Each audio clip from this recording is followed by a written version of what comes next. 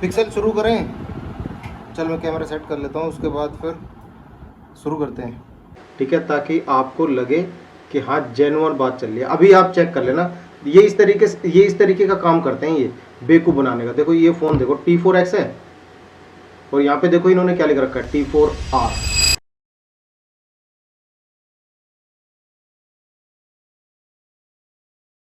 नमस्कार दोस्तों, मेरा नाम है बिट्टू और आप देख रहे हैं टेक्निकल बिट्टू फ़ोन। पिछली वीडियो को प्यार देने के लिए बहुत बहुत शुक्रिया आप लोगों का। चलिए आज मैं आपको फ्लिपकार्ट के बारे में बताता हूँ। अमेज़ोन के बारे में तो मैंने बता दिया था कि उस पर आपको किस तरीके से कौन से मोबाइल फ़ोन नहीं खरीदने जो हमें मैनिपुलेट करके दिखाए जाते हैं, और इस सेल में आपको फ्लिपकार्ट के ऊपर भी वो मोबाइल फ़ोन सजेस्ट करता हूँ, क्योंकि कुछ फ़ोन है ना अमेज़ोन पे नहीं मिलते, फ्लिपकार्ट पे मिलते हैं, तो फ्लिपकार्ट वाले उनको बेच रहे होते हैं। और ये जो फ्लिपकार्ट की सबसे पहली स्ट्रेटेजी आप समझ जाना कि इसमें जो 4.3 रेटिंग 5 रेटिंग दी होती है ना, ये फेक होती है, ठीक है। हमने कई तरह के प्रूफ आपको इस चीज़ के दिखा रखे हैं पहले भी, तो ये बेवकूफ़ बनाने वाले काम होते हैं। तो रेटिंग पे तो जाना मत आप। पहले सबसे पहले बात करते हैं अंडर 10,000 रेडमी के फ़ोन। इनमें सबसे पहले नंबर पे आपको बता देता हूँ, बस इन फ़ोन को ना ध्यान में रखना, ये फ़ोन आपको नहीं खरीदने हैं, वरना भाई देखो आपके पैसे नुकसान में जाएंगे। रेडमी 12 घटिया हार्डवेयर है इसका, गजब बेइज्जती है। इसका एक तो मिडिल फ्रेम जो है बहुत हल्का दे रखा है, बैंड हो जाएगा बहुत जल्दी। अगर मान लीजिए आप कवर लगाते हैं, कवर के अंदर कोई 2-4 सिक्के रख लेंगे ना, या नोट 2-3 रख लेंगे, या विजिटिंग कार्ड वगैरह, आजकल आदत बन गई ज़्यादातर लोगों की, वो कवर में ही पैसे लगा। लेडीज़ ने शुरू किया था, अब तो आदमी भी ये काम करने लगे हैं। क्योंकि मैं तो रिपेयर करता हूँ सारा दिन भाई, मैं देखता हूँ, मैं कैसे आपको सुनी बातों पर मैं बोल नहीं सकता, मैं तो भाई देखता हूँ इसलिए बोल रहा हूँ, भाई को बुरा मत मानना। कवर के अंदर है ना पैसे कार्ड ये ठूस के रखे हुए होते हैं भाई साहब, उससे पता क्या होता है, 1-2 महीने में ना आपका फ़ोन सीधा होता है ना, टेढ़ा होने लग जाता है। उसके बाद फिर दुकान पे आते हैं, भैया ये तो टेढ़ा हो रहा पता नहीं क्या। और सर्विस सेंटर जाएंगे ना, सर्विस सेंटर वाले कहते हैं कि भैया आपका है ना डिस्प्ले चेंज होगी, अंडर वारंटी में भी। पता नहीं ये जानबूझ के इन लोगों ने ऐसा गेम खेला है क्या। तो चलिए ठीक है, सबसे पहले नंबर होता है रेडमी 12। ये जो आपको फ़ोन सबसे ऊपर दिख रहा है 9,499 रुपये का, नहीं लेना आपको ये फ़ोन, ठीक है। रेडमी 12 दूसरे नंबर पे, ये भी आपको नहीं लेना है। अब आते हैं रेडमी 14C, ये फ़ोन भी आप मत लेना। देखिए इस फ़ोन में है ना, जब नया लोगे आप तो 3-4 महीने तो ये फ़ोन बहुत अच्छा चल जाएगा, फास्ट चलेगा भाई साहब, एकदम स्मूथ चलेगा। और उसके बाद है ना ये इतना स्लो हो जाएगा, 3-4 महीने बाद अपडेट आएंगे इसमें, वो अपडेट देंगे, इसको स्लो कर देंगे भाई बिल्कुल ही। ये रो के चलेगा भाई साहब फ़ोन, खून फूकेगा आपका भाई साहब दिन ब दिन, और मैं नहीं चाहता आपका दिन ब दिन खून कम हो। अब आ जाते हैं रेडमी के Note 14 SE के ऊपर, है ना। ये वाला फ़ोन भी आपको देखो नहीं लेना है। अगर आप इस फ़ोन को इस प्राइस रेंज में खरीदते हैं तो इसके अंदर इन डिस्प्ले फिंगरप्रिंट वाली एमोलेड डिस्प्ले लगी हुई है। देखिए मैं आपको हार्डवेयर वाइज अगर बताऊँ ना, स्पेक तो देखो आप खुद ही पढ़ लेना क्या क्या है। अगर हार्डवेयर वाइज मैं आपको बताऊँ तो इसकी जो डिस्प्ले है ना, आपको मार्केट में 3,000 रुपये तक की पड़ेगी, वो भी मार्केट की कॉपी, ठीक है। और सर्विस सेंटर से आप डलवाओगे तो वहाँ पे फिर आपको 3-4 हज़ार रुपये इतने की मान लीजिए, और GST वगैरह वो जितने लगाए वो उनके ऊपर है। तो इसमें है ना, अगर डिस्प्ले आपकी टूट जाती है एक बार, हमारे पास अगर कस्टमर लेके आता है ना इस फ़ोन को, तो एमोलेड डिस्प्ले वो दोबारा नहीं डलवाता, क्योंकि 12,000 रुपये का जब बंदा फ़ोन खरीदेगा वो 3,000 रुपये डिस्प्ले कैसे डलवाएगा। वो सीधा ही कहता है भाई कोई सस्ता सा जुगाड़ कर दो, तो फिर वही 1,000-1,200 रुपये वाली LCD डिस्प्ले लगवा कर ले जाता है वो बंदा। रेडमी 14C मैंने मना कर दिया। रेडमी 13C भी आपको नहीं लेना है, ठीक है, इसका हार्डवेयर भी बिल्कुल बेकार है। ये रेडमी 13 5G है। ये आगे से गिरे चाहे पीछे से गिरे, इसकी वारंटी ख़त्म करने का पूरा इंतजाम कर रखा है कंपनी वालों ने। मैं इसलिए बोलता हूँ इसके ना हार्डवेयर का बहुत कमज़ोर होते हैं, इसलिए इन फ़ोनों को मैं लेने के लिए अक्सर मना करता हूँ। ये पीछे भी बैक ग्लास दे रखा है इसका जो बैक है ना ये ग्लास का है, ठीक है। फ्रंट वाला में तो होता है ये ग्लास, तो आप इनको अवॉइड करें। सेल में ये फ्लिपकार्ट अमेजोन वाले ना वो माल निकालते हैं जो इन लोगों के पास पड़ा हुआ है, और बहुत सारा स्टॉक तो इनके पास ऐसा ही होता है जो एक्टिवेटेड होता है। मान लीजिए किसी बंदे ने किसी दुकान से फ़ोन खरीदा, उसको नहीं पसंद आया, उसने बिल कटवाया 20,000 रुपये का। अब वो वापस रिटर्न करने गया, दुकान वाले ने कहा भाई मैं 20,000 में तो लूँगा नहीं, मैं तो 15,000 में लूँगा। मगर कई बंदों का दिमाग ठनका हुआ होता है कि यार छोड़ तू 15 ही दे भाई, पर इस बीमारी को वापस पकड़। 1 दिन में 2 दिन में उसने वापस कर दिया। अब वो 5,000 रुपये कहीं ना कहीं वो बंदा दुकान वाला एडजस्ट करेगा, तो वो क्या करेगा, उसको दोबारा डब्बा पैक कर देगा, पैक करने के बाद दोबारा बिल बना के बेच बाच देगा, ठीक है। कई बंदे करते हैं ऐसा काम, ठीक है। तो फिर वो एक्टिवेटेड फ़ोन हो जाता है। और अब कई बंदों को ऐसी शिकायत भी आने लगे हैं कि उन्होंने फ़ोन खरीदा और वो एक्टिवेटेड था, ठीक है। चलिए ठीक है, आप Redmi 13C मत खरीदना और Redmi A4 ये फ़ोन भी मत खरीदना यार, बहुत स्लो हो रहा है भाई। कस्टमर आते हैं देखो हमारे पास तो फ़ोन ठीक कराने के लिए, परेशान रहते हैं, कहते हैं भाई हाथ जोड़े इसे फेंक दो या इसे आप ले लो, कितने में लोगे, ऐसे बोलते हैं सीधा वो। तो ऐसे काम करने ही क्यों है ना। रेडमी के फ़ोन मैंने आपको बता दिए। रेडमी के ये वाले मॉडल जो मैंने आपको बताए हैं ये तो आप बिल्कुल मत लेना। और फ़ोन खरीदने से पहले ये जरूर देख लेना, जैसे Redmi 10 आ रखा है, इस फ्लिपकार्ट सेल पे है ना, शॉपिंग करते वक्त देख लेना कहीं भी आपको रिफर्बिश लिखा मिले ना। रिफर्बिश का मतलब होता है पुराना फ़ोन ठीक किया गया दोबारा से, है ना, दोबारा से जो ठीक करके बेच देते हैं। अब आ जाते हैं अंडर 20,000, आपको बताता हूँ ओप्पो के फ़ोन के बारे में। अंडर 20,000 ओप्पो के मोबाइल फ़ोन के बारे में। ओप्पो A5 आपको नहीं लेना है, ठीक है। इसके बाद ओप्पो A5 के बाद K13X। देखो ये फ़ोन है ना, शुरू में तो बड़े अच्छे चल रहे हैं भाई, 6000 mAh बैटरी बताई जा रही, मगर ये है ना, मैं आपको एक बात बताऊं, 5-6 महीने बाद है ना ये ओप्पो वाले पता नहीं ऐसा अपडेट देते हैं कि बैटरी हो जाती है कम। 6000 mAh वाली बैटरी है ना 4000 mAh बैटरी की तरह रिस्पॉन्स करने लग जाती है, ऐसा काम करने लग जाती है। फिर क्या फ़ायदा फिर ऐसे बड़ी बड़ी बैटरी लेकर। और ये जो बजट में फ़ोन दे रहे हैं ना ओप्पो वाले, मेरे हिसाब से तो भाई ये सही नहीं दे रहे, ना तो इनका हार्डवेयर सही है और सॉफ्टवेयर, एक तो हार्डवेयर सही नहीं है, ऊपर से वे सॉफ्टवेयर देते हैं कुछ दिन बाद, उसके बाद उसे स्लो कर देते हैं, एक तो कोड ऊपर से खुजली। दो कुछ फ़ोन और बताता हूँ आपको, ओप्पो A78। देखिए प्राइस अपने आप देख लेना आप साइड में, ठीक है। और ये रेटिंग पे मत जाना, रेटिंग फेक होती है, झूठ बोलते हैं ये कि 4.3 रेटिंग दे रखी है, क्योंकि कोई नहीं देता इनको रेटिंग, इन्हें गालियाँ देता है बस, और कोई कुछ नहीं देता। ओप्पो A78 5G ये फ़ोन भी आपको नहीं लेना है। ओप्पो A59 ये एक ही मोबाइल फ़ोन को ना कई कई नाम से बेच देते हैं ओप्पो वाले, ये चाइनीज़ कंपनी है, ठीक है। ओप्पो देखो, Oppo, Realme, one plus, Narzo, ये एक ही थाली के चट्टे बट्टे हैं, ठीक है। आपको पता ही होगा इसके बारे में, अगर ना पता हो तो मैं आपको एक एग्जांपल के तौर पे एक कुछ दिखा दूंगा कि एक ही डिस्प्ले ये इतने सारे मॉडल्स में लगती है, आपको कंफर्म हो जाएगा कि हाँ रिपेयर वाला बंदा सच बोल रहा है। ये एक ही डिस्प्ले है ना, एक मिनट रुक जाओ मैं दिखाई देता हूँ। चलिए ठीक है, मैं आपको प्रूफ के तौर पे कुछ दिखा देता हूँ, ठीक है। ये देखिए मिल गया भाई साहब, प्रूफ मिल गया आप लोगों के लिए, जरा इस पे नज़र मारो। ये जितने सारे मॉडल है ना इन सब में ये एक ही डिस्प्ले लगेगी, एक ही वर्जन की डिस्प्ले काम कर जाएगी इसमें। तो ये ऐसा ही होता है कि इनको ऐसा ही होता है, ये नाम अलग अलग दे दिए जाते हैं कई बार हमें मैनिपुलेट करने के लिए। और वीडियो रोक के देख लेना आप, ये सारे मॉडल देखो, इसमें Realme GT Reno 5 और K9 Pro, K9 और Find X में भी यही डिस्प्ले लगती है। वन प्लस नोड में भी यही डिस्प्ले लगेगी, Realme X7 में भी यही डिस्प्ले लगेगी, और वन प्लस नोट 2 में भी ये डिस्प्ले लगेंगे, वन प्लस नोट 2T में भी ये डिस्प्ले लगेगी। इसी तरीके से मैं आपको अगर दिखाना चाहूँ तो हमारे और भी, मैं Redmi के दिखा देता हूँ। देखो ये Redmi के हैं, ये आपको कैसे नज़र आएगा, देखो ऐसे नज़र आएगा, अब नज़र आ रहा है ना। अब देखिए इस पे ध्यान दीजिए, ये Redmi के फ़ोन है, ये Redmi के फ़ोन में ये एक ही डिस्प्ले काम कर जाएगी, ठीक है। तो ये बहुत सारी चीज़ें होती है जो सेम होती है कई मॉडल्स की, ठीक है। तो आपको ये ओप्पो का A78 ये नहीं लेना है, A59 ये नहीं लेना है, इनके हार्डवेयर कमज़ोर है, ठीक है। ऐसा नहीं है फ़ोन लाओगे खरीद के और वो फ़ौरन फट जाएगा, नहीं ऐसा नहीं है भाई। बस मैं उन लोगों के लिए वीडियो बना रहा हूँ जो लोग पैसे जोड़ जोड़ के फ़ोन खरीदते हैं, फिर 2-3 महीने बाद उनका फ़ोन कहीं स्लो ना हो जाए, बस मैं ये सोच के वीडियो बना रहा हूँ आज की। ओप्पो F25 Pro ये फ़ोन भी आपको नहीं लेना है। इसकी ड्यूरेबिलिटी के बारे में कसमें खाई जाती है, मगर उनकी नहीं है इसकी ड्यूरेबिलिटी, ठीक है।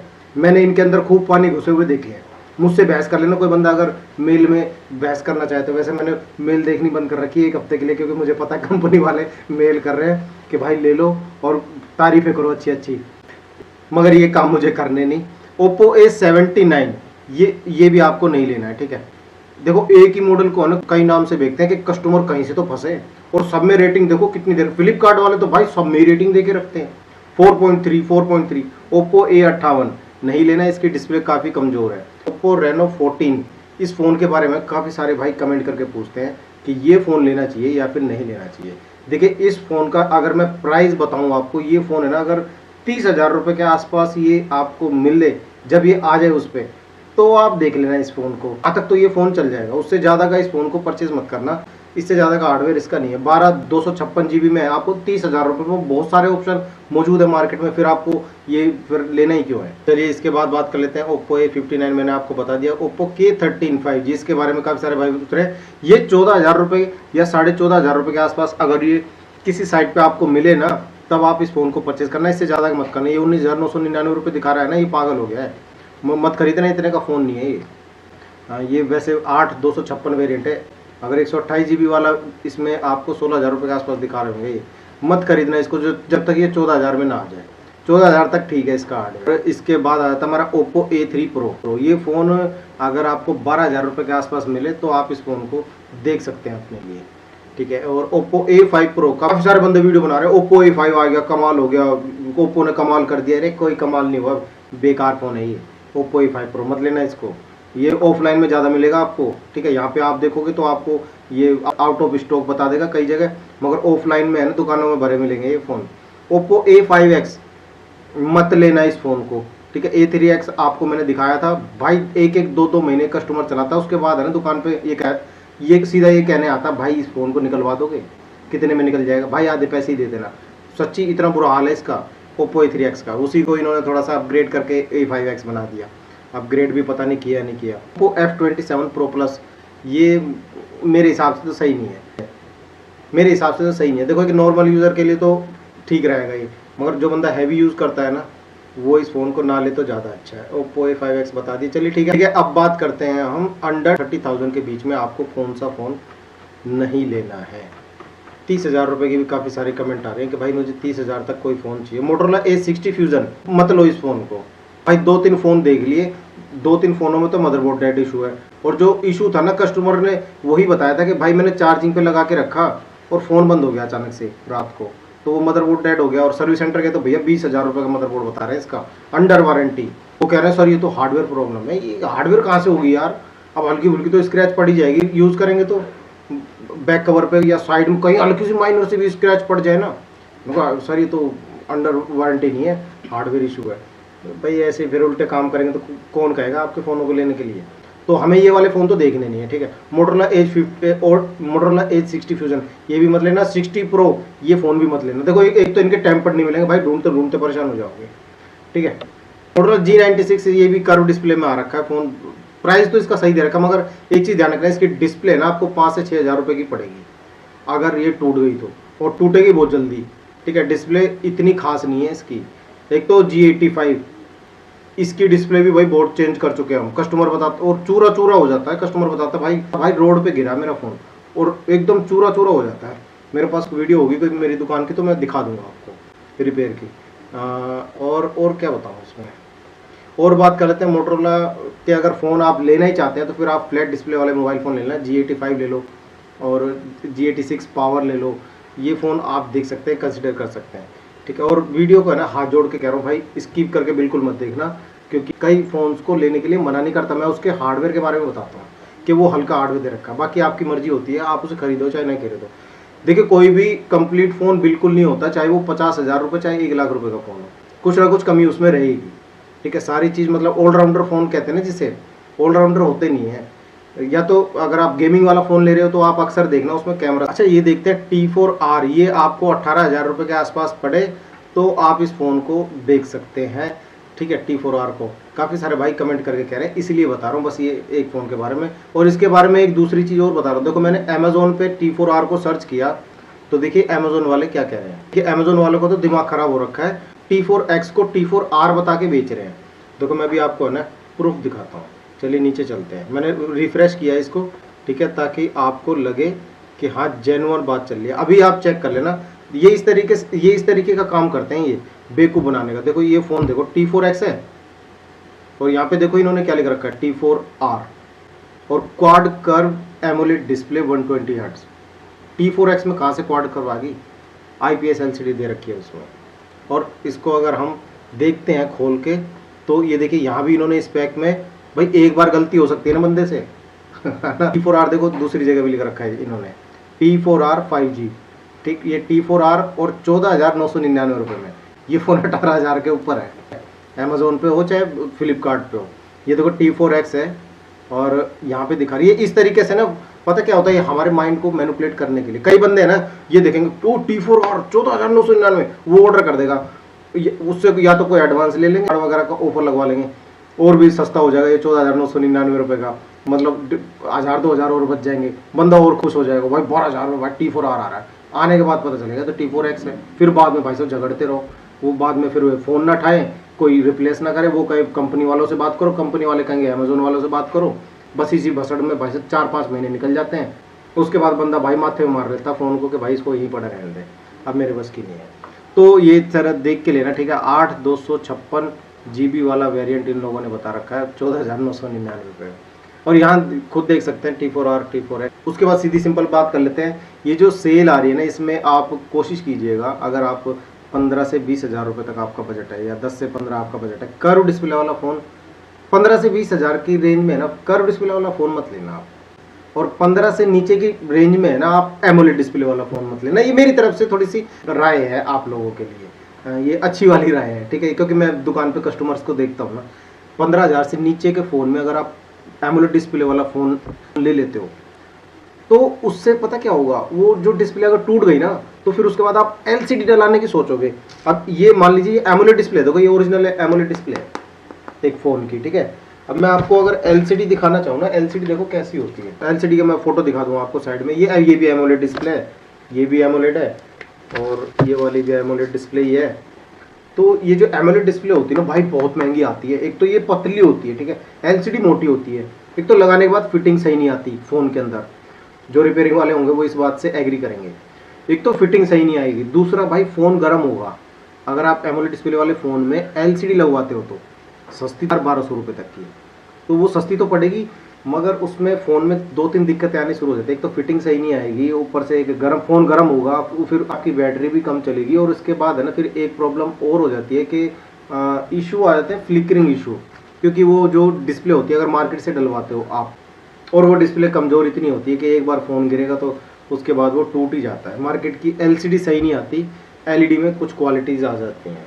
चलिए ठीक है, मेरा ख्याल है फ्लिपकार्ट पे शॉपिंग करना आपके लिए थोड़ा बहुत हेल्पफुल हो जाएगा, इसलिए मैंने सोचा ये वीडियो मैं आपको बना दूं अभी, क्योंकि अभी ये सेल चल रही है, इसमें कहीं आपके पैसे नुकसान में ना हो जाए। चलिए ठीक है, मिलते हैं फिर अगली वीडियो, तब तक ख्याल रखिए अपना और अपने प्यारे से मोबाइल फ़ोन का।